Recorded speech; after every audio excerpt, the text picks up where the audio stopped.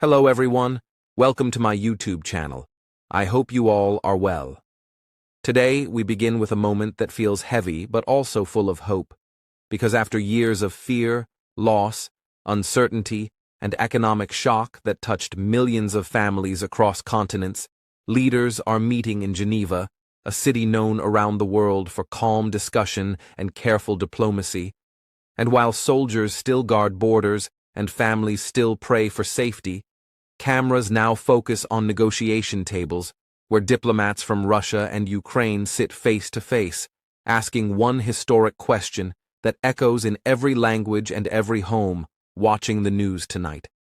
Can peace finally come after years of war and fear? Yes, Adam. And this is why the whole world is watching carefully, because Geneva is not just a beautiful European city with lakes and mountains, but a symbol of dialogue where difficult conversations happen in quiet rooms instead of noisy battlefields. And throughout modern history, many important agreements were discussed there with support from organizations like the United Nations, which makes Geneva a place where countries try to listen even when trust is weak. And when students understand why talks happen in neutral places, they learn how diplomacy works step by step, which is important for anyone who wants to understand global news and international relations in simple English. When we say this war changed millions of lives, we are not speaking only about soldiers and governments, because ordinary people felt the impact through rising food prices, expensive fuel, job uncertainty, and fear about the future, and parents in different countries worried about heating their homes during winter, while farmers worried about grain exports, businesses worried about supply chains, and students worried about their future careers, which shows how a conflict between two countries can send waves across the global economy and affect families who live thousands of kilometers away from the battlefield. Exactly, and that is why these peace talks matter not only for Europe, but for Asia, Africa, and the Americas as well. Because energy markets, wheat shipments, transportation routes, and global trade are all connected in today's world. And when tensions rise between countries near the Black Sea region, it affects prices in markets from Cairo to Karachi, from Nairobi to New York, and understanding these connections helps English learners see that international relations is not an abstract idea, but something that shapes daily life, which is why following world events in English can help students become confident, informed, and globally aware citizens. The cameras in Geneva show serious faces and careful language, because peace talks are not emotional speeches, but patient negotiations where every word matters, and diplomats must balance national security, political pressure, public opinion, economic reality, and humanitarian needs, which makes every agreement difficult but also meaningful. Because if both sides find even a small step forward, such as a ceasefire, humanitarian corridor, or prisoner exchange, it can reduce suffering and build trust, and history shows us that many long conflicts began to end not with loud victories, but with quiet conversations across a table. And students listening today should know that understanding this moment is part of learning modern history, because events like these shape the future of alliances, borders, and economic cooperation. And when you learn about them in English, you can read global newspapers, listen to international podcasts, watch debates, and communicate with people from different countries, which builds knowledge and confidence together, and also helps you avoid misinformation, because you can compare sources and understand facts clearly, instead of relying only on rumors or social media headlines.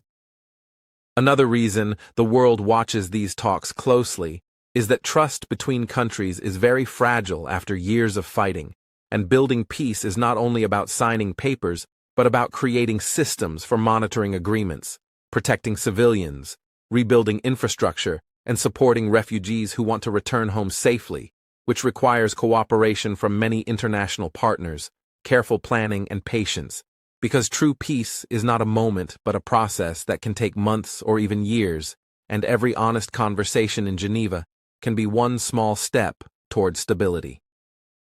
And we must also remember that diplomacy is not only about governments, but about people's hopes. Because mothers, teachers, doctors, students, and workers in both countries want safety and normal life again. And the international community hopes that talks can reduce suffering and open doors for rebuilding schools, hospitals, and homes. And when we talk about these issues calmly and respectfully, we create space for understanding instead of anger, which is important for English learners because language learning is not only grammar, but also learning to discuss difficult topics with respect and balance. So today, as we begin this podcast episode, we will explore what led to this conflict, why Geneva was chosen for talks,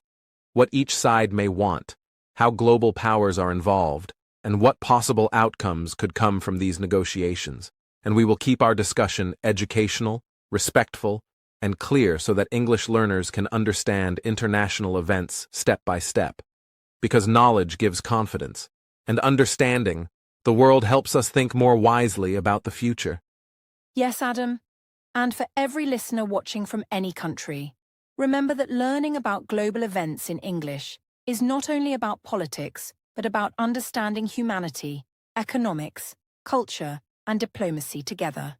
And when you follow important moments like these Geneva talks, you improve your language skills while also becoming more aware of how connected our world truly is, which makes you stronger, more informed, and more confident in conversations about real issues that shape our shared future. To understand why leaders are meeting today and why the world listens carefully, we must calmly look back at history after the collapse of the Soviet Union, because when that large political union ended in 1991, many new independent countries were born, including Ukraine, and independence created both hope and uncertainty, since people wanted democracy, economic growth, and national identity. But at the same time, governments needed to decide new borders, security policies, and alliances, which sometimes created tension with neighbors, especially with Russia, which remained a powerful country with deep historical, cultural, and economic ties to former Soviet republics. Yes, Adam. And Ukraine's independence in 1991 was a historic moment, because citizens voted in a national referendum and the world recognized Ukraine as a sovereign country with its own government and foreign policy. Yet independence did not remove all disagreements about borders, language, energy supply, or political direction. And over the next decades, Ukraine tried to balance relationships between Europe and Russia, while also building its own national identity, which sometimes caused internal debates and external pressure, showing how difficult it can be for a new country to define its path in a complex international system. As years passed, discussions about security became more serious, especially about military alliances and border safety, because Ukraine wanted protection and stability, while Russia worried about its own security environment. And these different views slowly created mistrust, which increased after political protests and leadership changes in Ukraine, as both sides interpreted events differently. And this shows that conflicts often grow not from one single event, but from many small disagreements that increase over time until diplomacy becomes more difficult and public opinion becomes more emotional. One important turning point happened in 2014, when political protests in Kyiv led to major government change and tensions increased sharply. And during that year, Russia took control of the Crimean Peninsula, an action that Ukraine and many other countries said was against international law, while Russia said it was protecting its interests and responding to local demands. And because of these different views, the situation became one of the most serious disputes in modern Europe, with sanctions, diplomatic arguments, and growing military tension along borders. After 2014, fighting also started in eastern Ukraine between Ukrainian forces and groups supported by Russia. And although there were attempts at ceasefires and agreements, violence continued at a lower level for years, which kept relations tense and trust very weak. And many people hoped diplomacy could still solve the conflict peacefully. But each new incident made agreement harder, showing again that unresolved disputes can slowly grow into larger crises when leaders cannot find compromise early. Then, in February 2022, the conflict became a full-scale war when Russia launched a large military invasion of Ukraine, which shocked the world and led to massive humanitarian problems, economic sanctions, military aid, and global political debate. And from that moment, the conflict stopped being a regional issue and became an international crisis affecting energy prices, food supply, trade routes, and security discussions across continents, which is why understanding the background of this war helps students see how one conflict can influence global stability. Another key part of this story is international law, because countries around the world believe borders should not change by force and that sovereignty should be respected, which is a principle written in the Charter of the United Nations. And when borders are disputed, international courts, negotiations, and diplomacy are usually used instead of military action, which is why many global leaders emphasize negotiation and peace talks today, hoping to protect international rules that guide relations between countries. Yes, and these ideas about sovereignty and borders are not only legal words, but real protections for smaller nations that depend on international agreements for safety. And when such principles are questioned, it creates fear in many regions, which is why global organizations, alliances, and neutral countries often try to mediate conflicts and encourage dialogue, reminding all sides that peaceful negotiation protects civilians, economies, and future generations better than war. It is also important to remember that history between Russia and Ukraine is long and complex, including shared culture, language connections, economic ties, and painful memories, which makes political disagreements more emotional and difficult, because when history and identity are involved, compromise becomes harder, and leaders must balance national pride with practical solutions, which is one of the biggest challenges in modern diplomacy. So when we hear about peace talks today, we must understand they are not simple meetings, but the result of decades of history, disagreement, fear, and hope. And learning this background in clear and respectful English helps students think critically, avoid bias, and understand why peace negotiations are so difficult, which is the goal of this educational discussion. Because knowledge creates understanding, and understanding creates a chance for peaceful solutions in the future. When we ask why leaders chose Geneva for these talks, we are really asking how diplomacy works in the real world, because Geneva is not only a calm city beside a lake, but also one of the most important centers of international cooperation, where offices of the United Nations host meetings on peace, health, refugees, trade, and humanitarian aid. And over many decades, diplomats have come here to discuss difficult conflicts in quiet rooms, where careful language replaces angry speeches, which makes Geneva a natural place when countries want to talk seriously about ending war and building trust, step by step. Yes, Adam. And another important reason is the neutral role of Switzerland, because Switzerland has a long tradition of neutrality, meaning it usually does not take sides in military conflicts and instead offers a safe and respectful place for negotiation, which helps both parties feel more comfortable because they know the host country is not pushing political pressure or military influence. And this sense of fairness is very important when trust between two sides is weak, because peace talks require patience, honesty, and a feeling that everyone is being heard equally.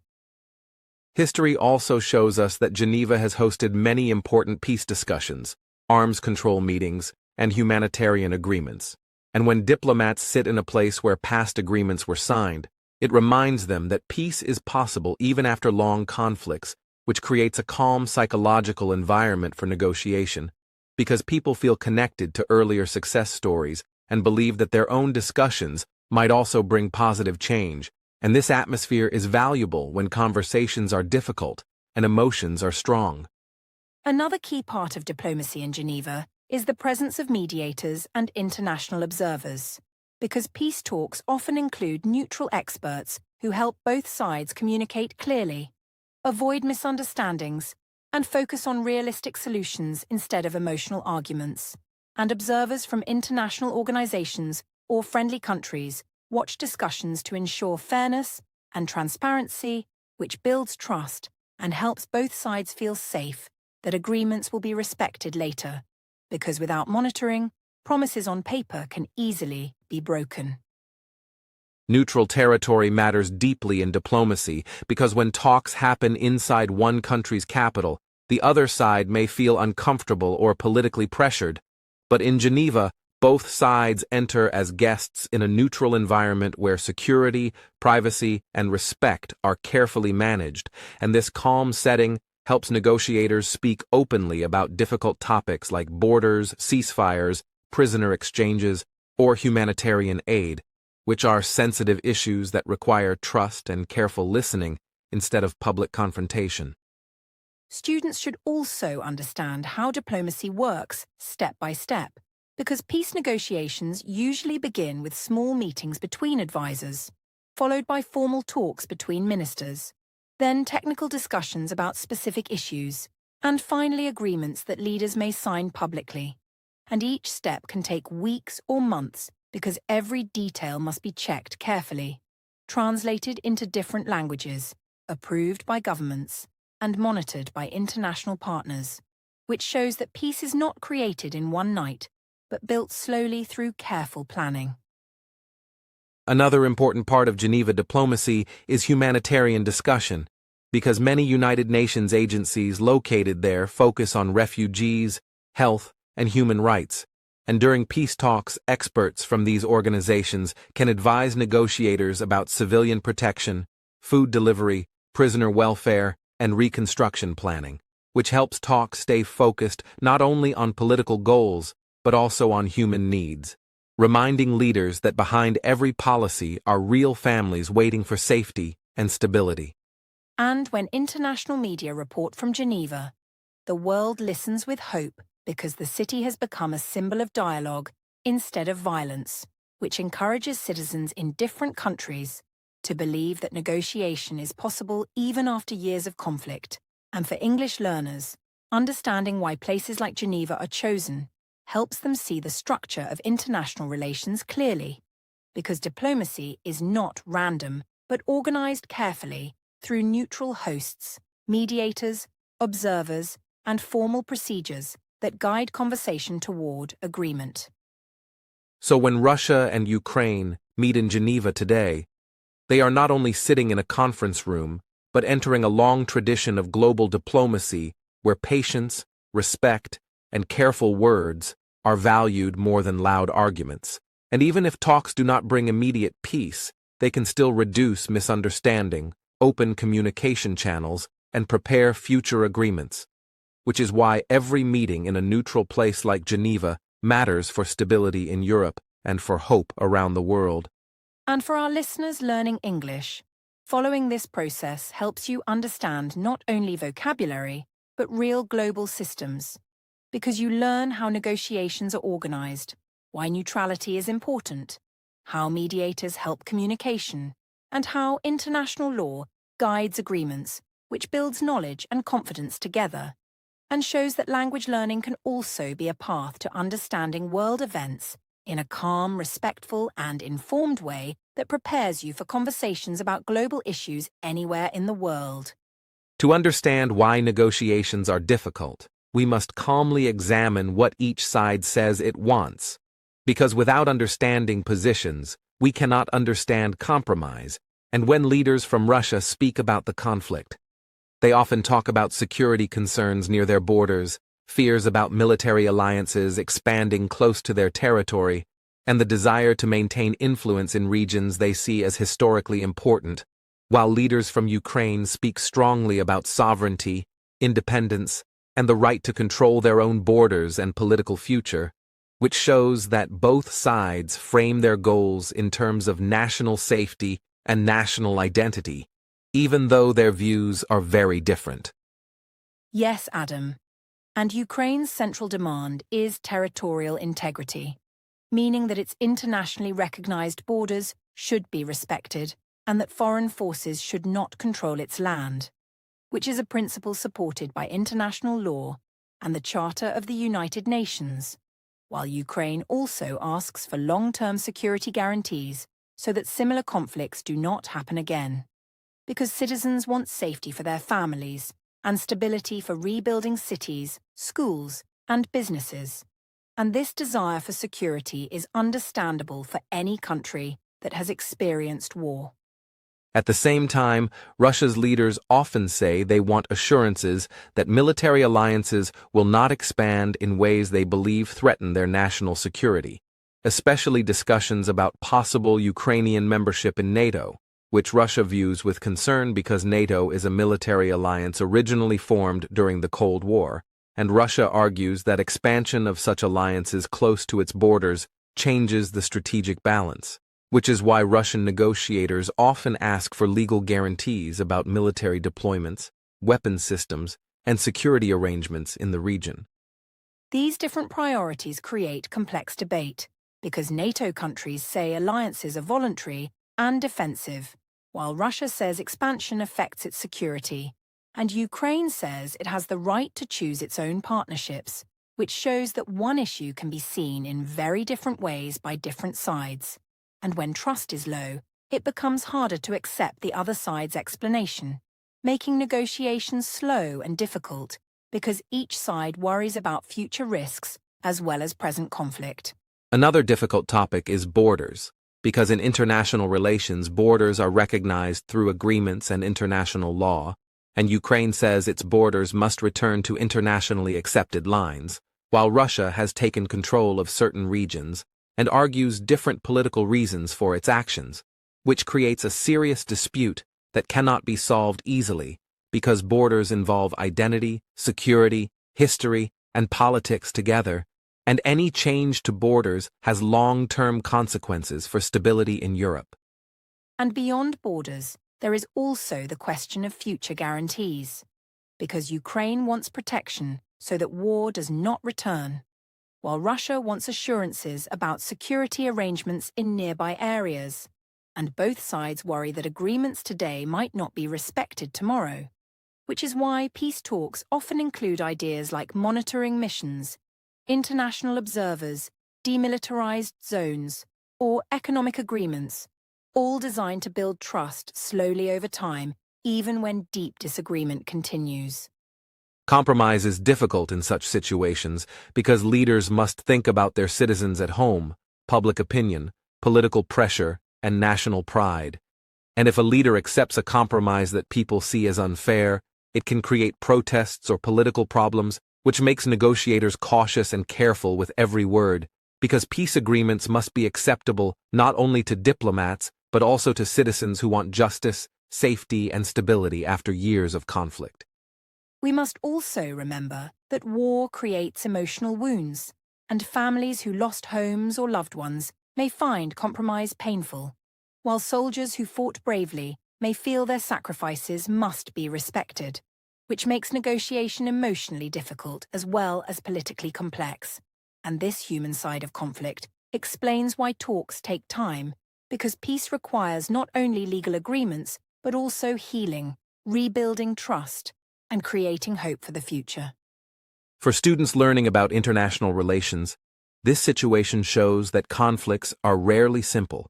because both sides believe they are protecting their security and their people, and real diplomacy tries to find a balance where violence stops and stability begins, even if no side gets everything it wants. And understanding this complexity helps listeners avoid propaganda and see the importance of calm analysis and respectful dialogue. So when we listen to news about negotiations, we should remember that peace talks are about listening, compromise, and realistic solutions. And by understanding what each side wants, we can better understand why agreement is hard, but still possible.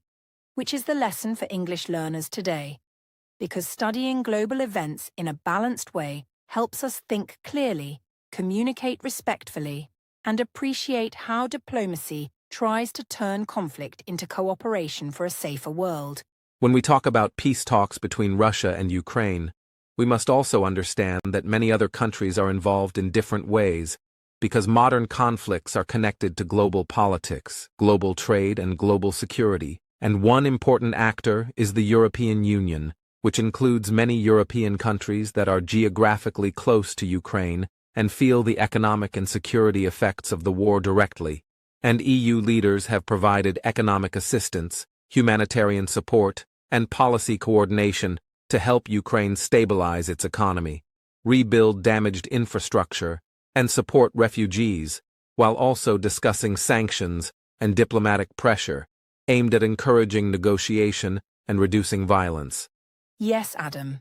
And the European Union is deeply interested in stability, because instability in Eastern Europe can affect energy supply, trade routes, and political confidence across the continent. And when investors worry about war near Europe's borders, it affects markets, currency values, and employment, which is why EU leaders often call for peaceful solutions and long-term agreements that protect borders and reduce military risk, because they understand that economic growth and social stability depend on security and trust among neighboring countries. Another key topic in global involvement is military and economic aid, because many countries have provided Ukraine with financial support, defensive equipment, and humanitarian assistance, while also debating how to balance support with diplomacy. And these discussions happen not only in national parliaments, but also in international meetings where leaders talk about defense policy, reconstruction plans, and the long-term security architecture of Europe, which shows that global politics is a network of decisions where each country considers its values, alliances, and national interests. The role of the United States is also very important, because the United States is a major global power with strong political, economic, and military influence, and American leaders have supported Ukraine with economic aid, diplomatic backing, and defense cooperation, while also encouraging negotiations and working with European partners to coordinate policy, because Washington believes stability in Europe is important for global security and for maintaining international rules about borders and sovereignty. At the same time, China has taken a different approach, often calling for dialogue, ceasefire, and respect for sovereignty, while also maintaining economic and diplomatic relations with many sides, which shows how global powers sometimes try to balance interests carefully, because China values stable trade routes, strong global markets, and peaceful economic cooperation, and prolonged war can disrupt supply chains and create economic uncertainty that affects countries far from the conflict. Other countries in Asia, the Middle East, Africa, and Latin America also watch closely, because the conflict has affected food prices, fuel costs, and trade logistics, and countries that import grain or energy from the region have faced challenges, which means they also hope for peace, because stability in Europe can help stabilize global markets. And this shows how international relations today are interconnected, where one conflict influences many economies and many societies.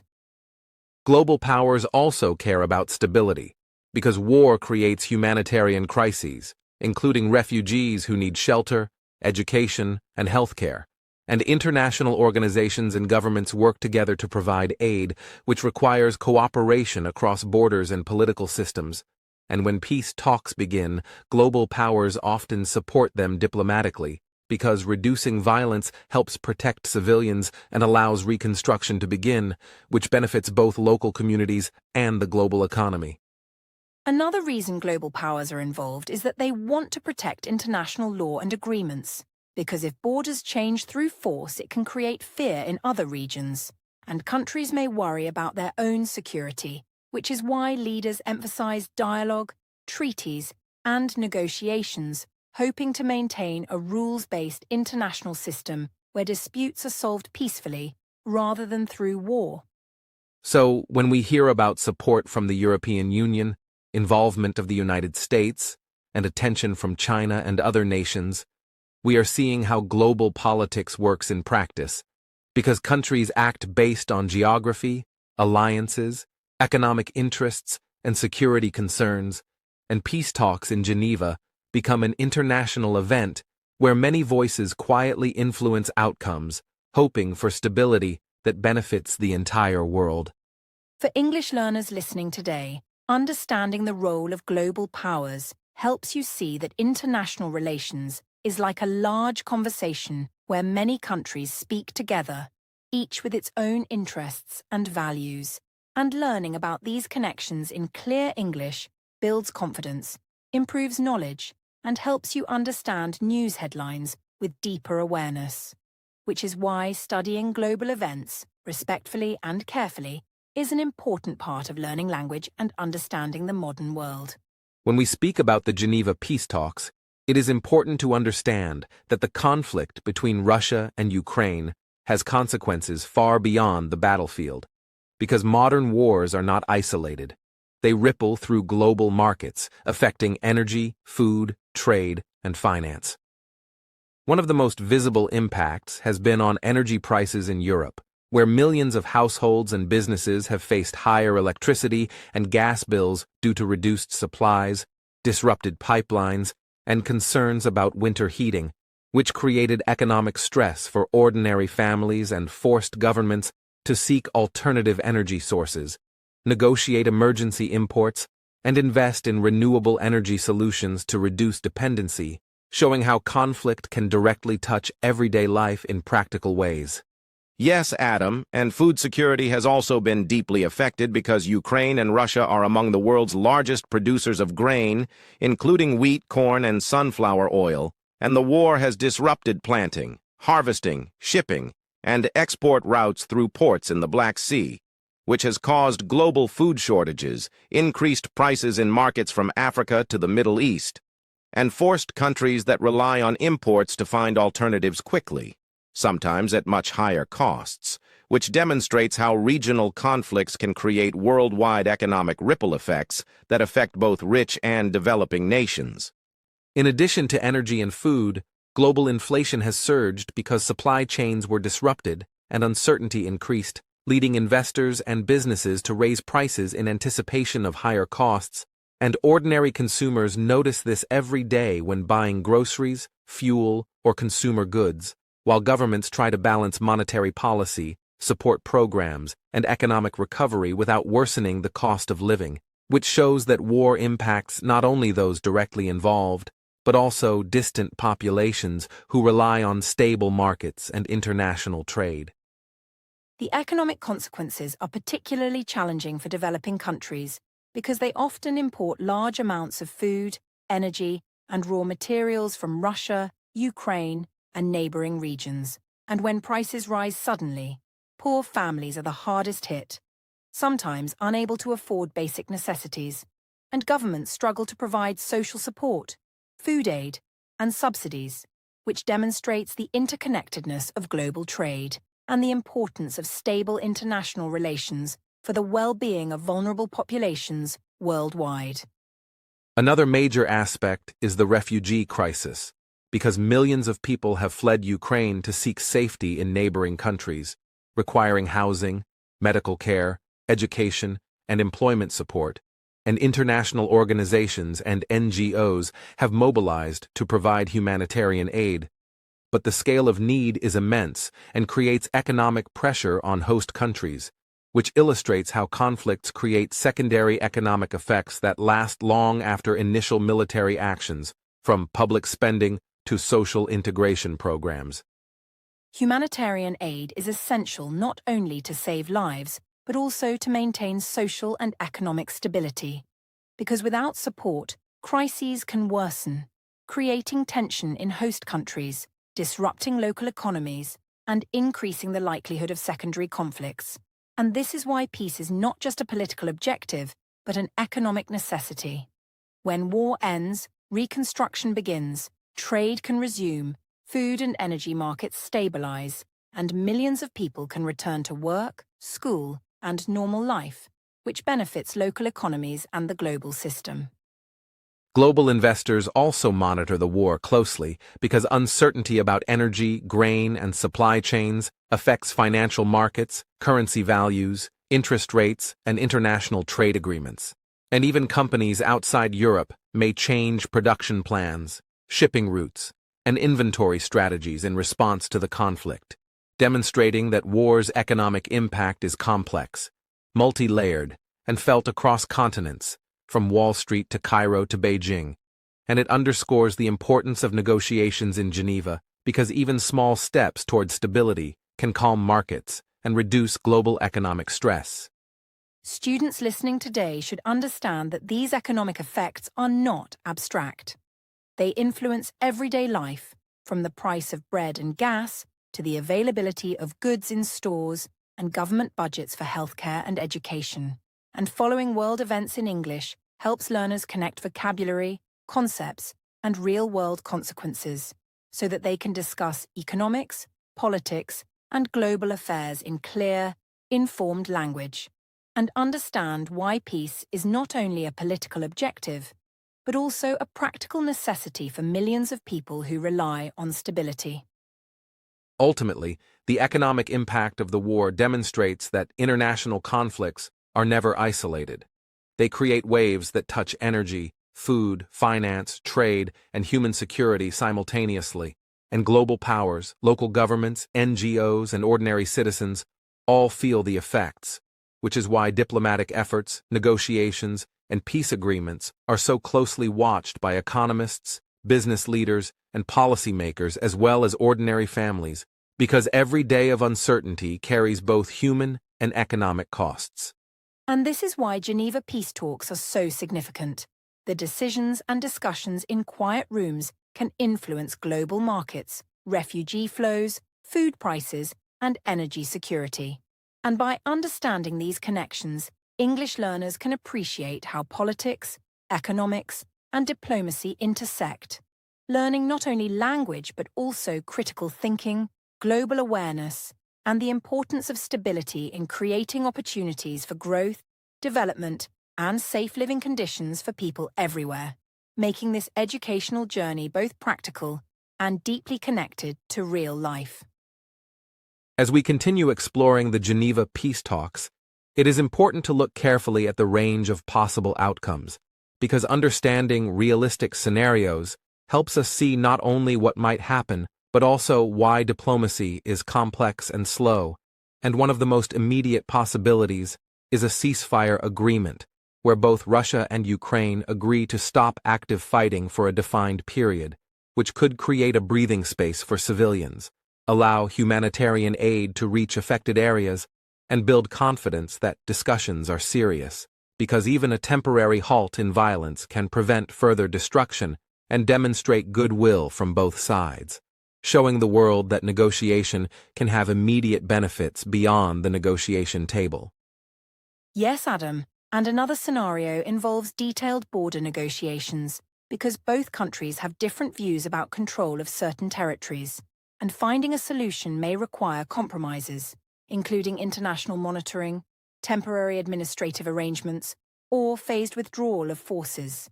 And these discussions are often technical, slow, and sensitive, because every border affects security, identity, and national pride, which means negotiators must use careful language, precise maps, and legally binding guarantees. And English learners can see how diplomacy involves both strategy and patience, rather than simple statements of intent. Security guarantees are also a key part of possible agreements, because Ukraine wants assurance that it will not face future aggression, and Russia seeks confidence that certain military alliances will not pose direct threats near its borders, which could include demilitarized zones, observer missions, or legal treaties ratified by multiple countries. And these measures are designed to reduce fear and risk, because without guarantees both sides may feel vulnerable and mistrust will grow, making even small violations appear large and threatening, which demonstrates how peace is as much about trust and verification as it is about written agreements. A realistic scenario that analysts often discuss is a frozen conflict, where fighting may slow or stop in certain areas, but a formal peace agreement may not be reached immediately, creating a situation where tension remains, borders are disputed, and international monitoring continues, similar to other historical conflicts such as in Transnistria, South Ossetia, or Nagorno-Karabakh. And while this is not ideal, it can prevent further large-scale destruction and allow humanitarian and reconstruction efforts to begin gradually. illustrating that not all peace solutions are final at first, and patience is essential. Long negotiations are also likely, because historical experience shows that conflicts of this magnitude rarely resolve in weeks, even with neutral mediators and international observers, and multiple rounds of discussion may be needed to clarify borders, security arrangements, economic cooperation, and political guarantees, because even small disagreements on wording or enforcement can delay agreements, and each meeting builds experience, confidence, and sometimes incremental progress, which reinforces the idea that patience and careful planning are central to successful diplomacy, rather than expecting a sudden resolution. Trust building is a fundamental part of all these scenarios, because without trust, ceasefires may collapse, guarantees may be ignored, and borders may remain contested,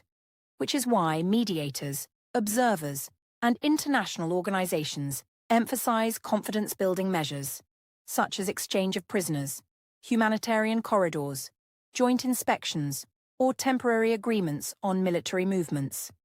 And each small act of cooperation sends a signal that negotiation can succeed, which is an essential lesson for learners, because diplomacy is rarely about dramatic gestures and more about consistent, patient, and reliable actions over time. Another possible scenario involves partial agreements on economic and humanitarian cooperation, because even if political issues take time, both sides may agree on measures to support civilians, rebuild infrastructure, and restore trade and communication channels, which can improve daily life and create positive momentum for more complex political negotiations. And this shows how peace is multidimensional, involving not only borders or armies, but also the well-being of millions of people, infrastructure repair, and the resumption of normal economic activity. It is also realistic to expect international frameworks to play a continuing role, because agreements may include multinational monitoring committees, legal observers, and support from neutral states to ensure compliance and reduce tension. And this involvement can provide credibility to agreements, reassure populations, and make enforcement more likely, which again demonstrates that peace is a shared responsibility supported by many actors beyond the main parties to the conflict. For analysts and students, these scenarios highlight the importance of flexibility, clear planning, and step-by-step progress, because even partial agreements can set the stage for comprehensive peace later, and every small success, whether a ceasefire, a humanitarian corridor, or a monitored border, reinforces trust and reduces the risk of further escalation, showing that patience, strategy, and cooperation are essential in conflict resolution. So, for English learners following this discussion, understanding these scenarios teaches analytical thinking, because you learn to identify different outcomes, weigh possibilities, and understand cause and effect in international relations. And by seeing how ceasefires, border negotiations, security guarantees, frozen conflicts, long negotiations, and trust-building interconnect, students can approach complex global issues with clarity and reasoning, learning language and critical thinking together while appreciating the challenges and opportunities of modern diplomacy. When we talk about the Geneva peace talks, it is essential to understand why achieving a lasting agreement is so difficult, because diplomacy is rarely a straight path, and every step faces challenges from multiple angles. And one of the primary obstacles is distrust between leaders, because decades of historical tension, military confrontation, and conflicting narratives have created deep suspicion. And even when negotiators sit in the same room, every word, gesture, and proposal is carefully analyzed for hidden meaning or potential future risk, which makes initial conversations slow, cautious, and sometimes tense, because neither side wants to appear weak while also seeking genuine solutions. Exactly, Adam. And another major challenge comes from military realities on the ground.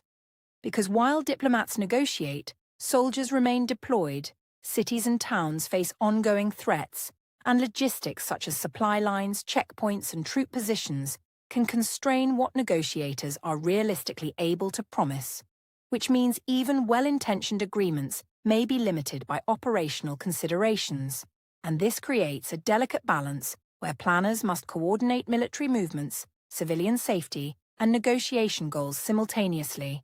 making peace efforts much more complex than simple discussions at a table. Political pressure at home also makes peace difficult, because leaders must answer to citizens, political parties, and local institutions, and if any compromise is perceived as a concession or loss, governments risk protests, political backlash, or reduced public support, which creates an environment where negotiators are cautious and cannot easily make bold commitments. And this domestic pressure interacts with international expectations, meaning that peace efforts require not only careful diplomacy with the other country, but also careful communication and strategy to maintain legitimacy and support at home. Public opinion in both countries is another important factor because civilians are directly affected by war and may have strong emotional reactions to negotiations, including anger, fear, or skepticism, and these feelings can influence leadership decisions, making it difficult to take risks or accept proposals that might appear unfair to voters. And, in addition, families who have lost homes or loved ones often demand visible action or justice, which can slow progress and make compromise emotionally charged as well as politically sensitive. Media influence is another challenge, because traditional news outlets and social media platforms shape perceptions, highlight certain events, and sometimes amplify mistrust or anger. And when citizens constantly hear alarming or biased narratives, it can harden positions, create pressure for strong responses, and make leaders hesitant to negotiate in ways that might be interpreted negatively, which shows that diplomacy today operates not only in negotiation rooms, but also in a public sphere where perception and messaging matter as much as the agreements themselves. Long-term security concerns are also central, because even if an immediate ceasefire or agreement is reached, both sides worry about the future, including the possibility of renewed fighting, enforcement of border arrangements, or violations of any guarantees. And these fears mean that negotiators must think in terms of multi-year strategies, verification mechanisms, and monitoring protocols. Because without trust that agreements will be respected over time, short-term solutions may collapse, and the cycle of conflict could continue. Another challenge is the complexity of international involvement, because global powers, alliances, and organizations all have expectations, interests, and strategies, and negotiators must coordinate not only between the two primary countries, but also consider how actions will be viewed by the European Union, the United States, China, and neighboring states, as well as how sanctions, trade agreements, and security commitments influence the environment, which creates an intricate web of influence that requires careful planning and diplomacy. Additionally, cultural, historical, and identity issues make negotiation delicate, because both nations carry deep emotional, linguistic, and historical ties that shape how citizens and leaders view compromise, and any perceived concession can be interpreted as a loss of dignity or sovereignty, which adds another layer of complexity, because peace cannot be achieved by political agreements alone. It must also respect national identity and historical narratives, making patience, sensitivity, and understanding crucial for negotiators. For students learning about diplomacy, these challenges show why peace is not simple, because distrust, military realities, political pressure, public opinion, media influence, long-term security, international involvement, and historical context all interact, and solving one problem without addressing the others often fails, which is why Geneva peace talks are structured carefully, step by step, to build confidence gradually, test proposals in safe environments, and create mechanisms that increase trust while reducing risk of immediate failure. So, English learners should take away that diplomacy is a highly complex process, where careful communication, analysis, and patience are essential, and understanding challenges helps students think critically, avoid oversimplification, and appreciate that real-world conflicts involve multiple layers of politics, psychology, security, economics, and human emotion, all of which must be considered for sustainable peace to become possible, making learning about these issues not only informative, but also a powerful exercise in analytical thinking and global awareness. As we look forward after the Geneva peace talks, it is important to understand that the process of diplomacy is rarely finished in a single meeting, because complex conflicts, like the one between Russia and Ukraine, require follow-up discussions, detailed planning, and careful monitoring over months and even years. And one of the first steps after these talks is likely a series of additional meetings between technical experts, advisors, and ministers, where specific issues such as border management, ceasefire enforcement, and humanitarian corridors are examined in detail, because initial agreements often outline principles, while subsequent sessions turn those principles into concrete, actionable plans that can be implemented safely and verified by both sides, showing that diplomacy is a process built on repetition, verification, and careful step-by-step progress. Exactly, Adam. And one of the major areas that will require continued attention is the rebuilding of cities, towns, and critical infrastructure that have been damaged during the conflict. Because in Ukraine, as in many war-torn countries, hospitals, schools, roads, bridges, and energy networks have suffered. And reconstruction will take not only financial resources, but also careful planning, international support, and technical expertise. Because rebuilding safely and efficiently requires understanding local needs, prioritizing essential services, and creating sustainable systems that can withstand future challenges, which makes post-conflict recovery a central component of peace that goes hand in hand with negotiations and political agreements. Another important aspect of what happens next is the role of international peacekeeping and monitoring missions, because agreements are only meaningful if compliance can be verified, and organizations such as the United Nations, along with neutral countries, may deploy observers to monitor ceasefire lines, inspect demilitarized zones, and ensure that humanitarian aid reaches people in need. And these peacekeeping mechanisms serve multiple purposes. They build confidence between parties, reduce the risk of accidental clashes, and provide impartial reports to the international community about progress, because peace is not simply declared. It is built gradually through oversight, verification, and transparent communication. Reconstruction is also closely tied to economic recovery, because cities and infrastructure must be restored in ways that allow citizens to return to work, schools to reopen, and businesses to resume operations. And international financial institutions, donor countries, and humanitarian organizations will likely play a critical role in funding these projects, providing technical assistance and supporting local communities in decision-making. Because successful rebuilding not only restores physical structures, but also strengthens social cohesion, creates jobs, and promotes stability, which in turn reduces the likelihood of renewed conflict and supports long-term peace. Long-term regional security in Europe is another key factor in determining what happens next, because even after agreements in Geneva, leaders and analysts must consider how these solutions affect surrounding countries, alliances, and global stability.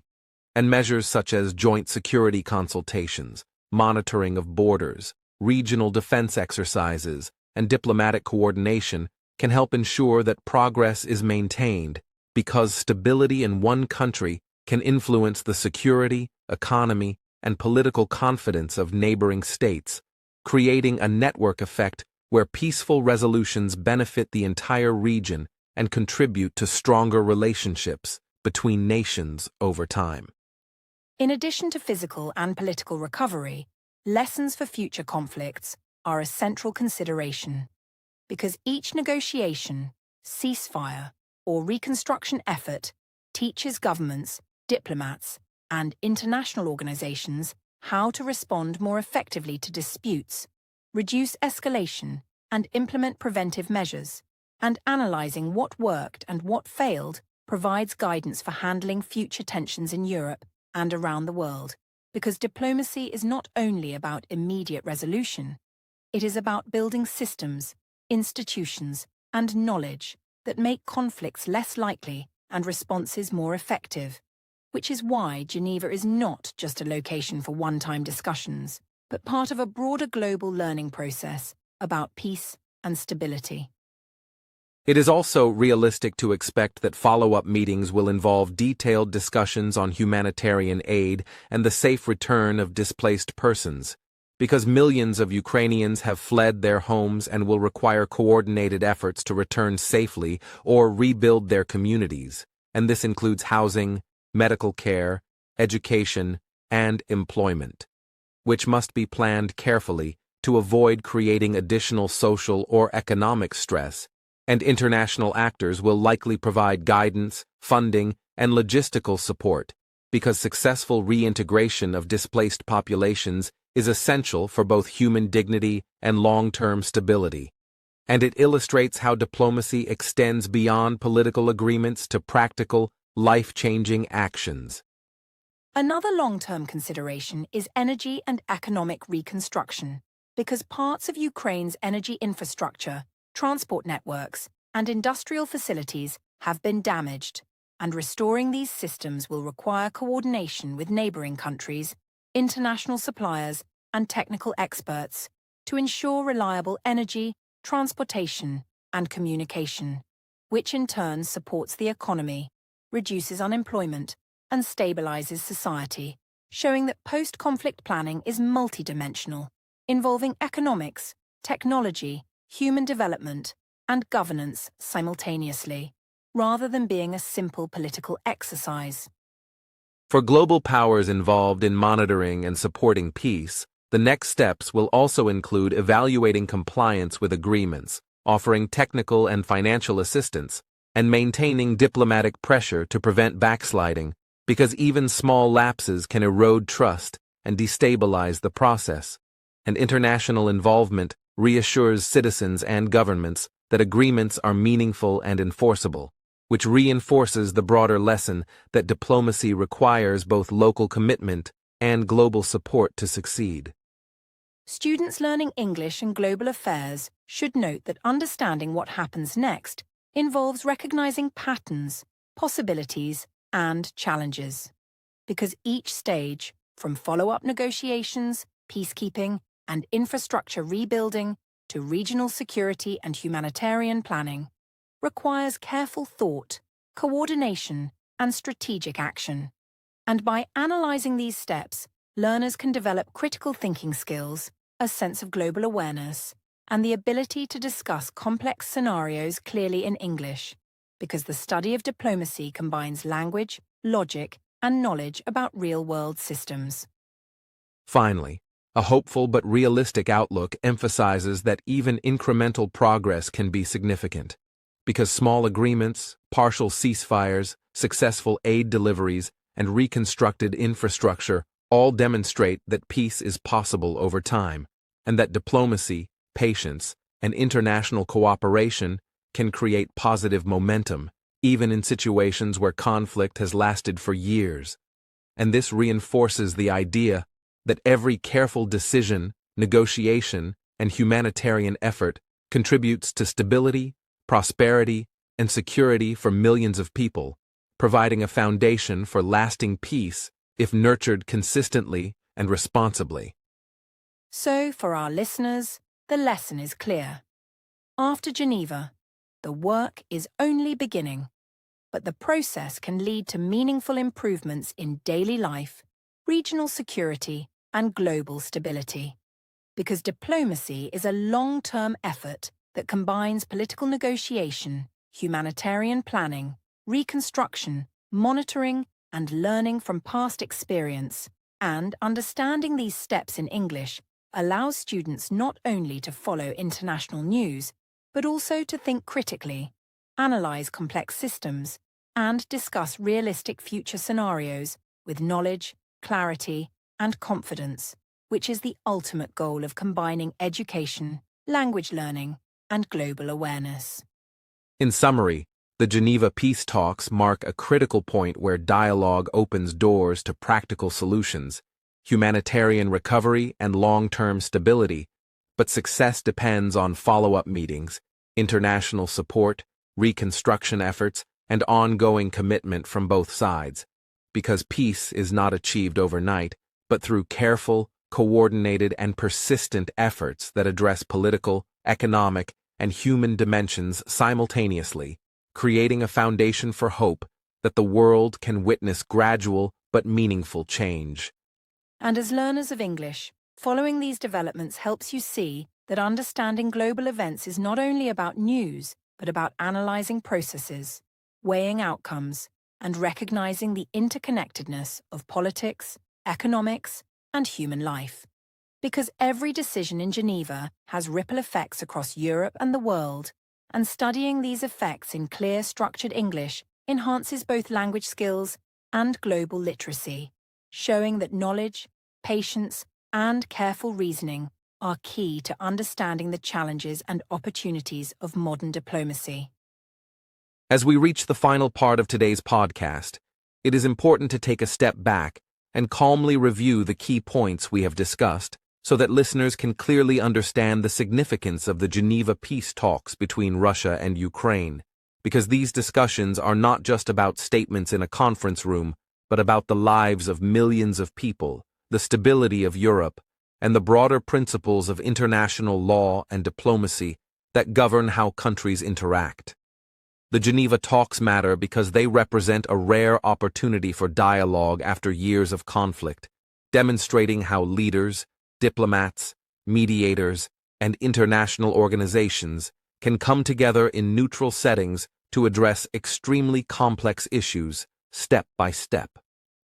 Absolutely, Adam. And for our listeners, it is crucial to recognize that understanding these talks also helps us see why studying world events in English is valuable, because it provides insight into global systems, diplomacy, and decision-making processes while improving language skills.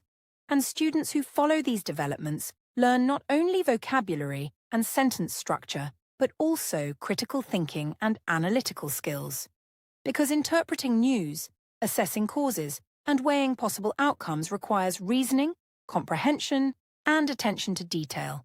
all of which are essential for becoming informed and confident in international discussions. To summarize the origins of the conflict, we discussed how tensions emerged following the collapse of the Soviet Union in 1991, when Ukraine became an independent nation and began building its political, economic, and security structures, while Russia maintained interests in the region and concerns about its borders and influence. And over the years, these tensions escalated,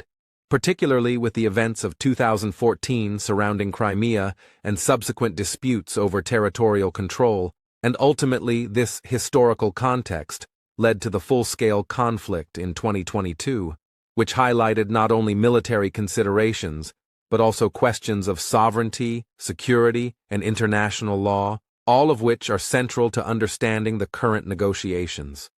Yes, and building on that, we also explored what each side wants, because diplomacy requires knowing the priorities and concerns of the parties involved.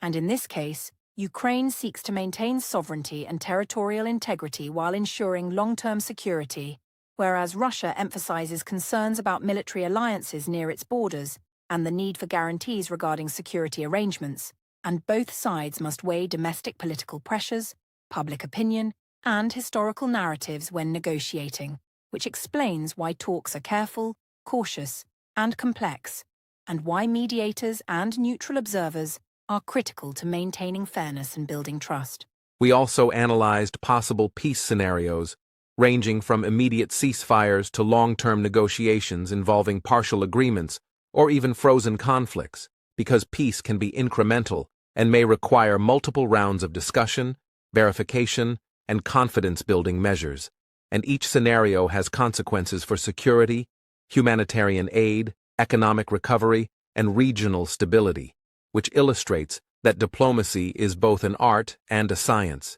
requiring patience, planning, and practical measures, rather than dramatic gestures or sudden solutions, because real-world negotiations involve managing risk, maintaining credibility, and balancing multiple interests simultaneously. Furthermore, we discussed the challenges to peace, which include distrust between leaders, military realities on the ground, political pressure from citizens, media influence, and long-term security concerns. Because every element affects decision-making and the likelihood of successful agreements. And understanding these obstacles helps learners see why international conflicts are rarely resolved quickly,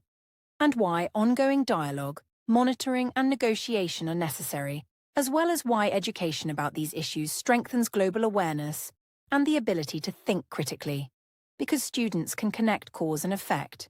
evaluate multiple perspectives, and appreciate the complexity of modern diplomacy.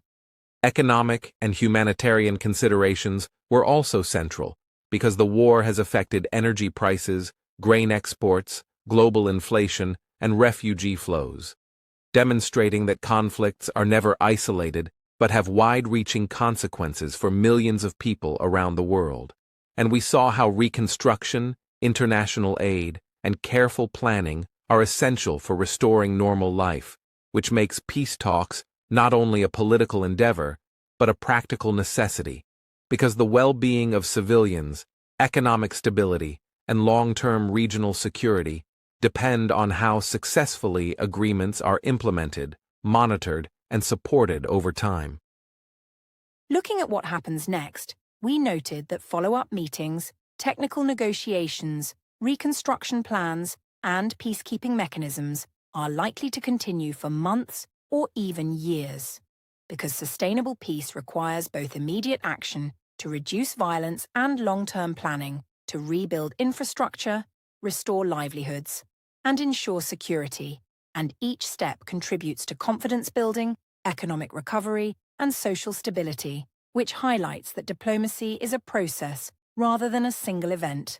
and students observing these developments can learn how global systems work in practice, how international organizations contribute to peace, and how careful planning reduces the risk of renewed conflict.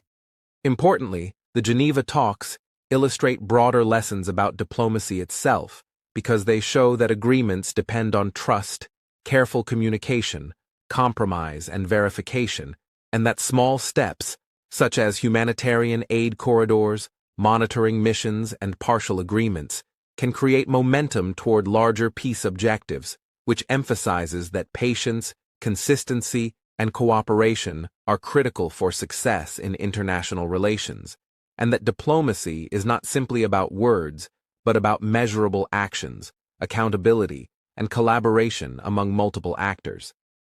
For learners of English and international affairs, following this topic helps build both language and global literacy, because understanding complex discussions about borders, security, aid, and reconstruction requires vocabulary, comprehension, and analytical thinking.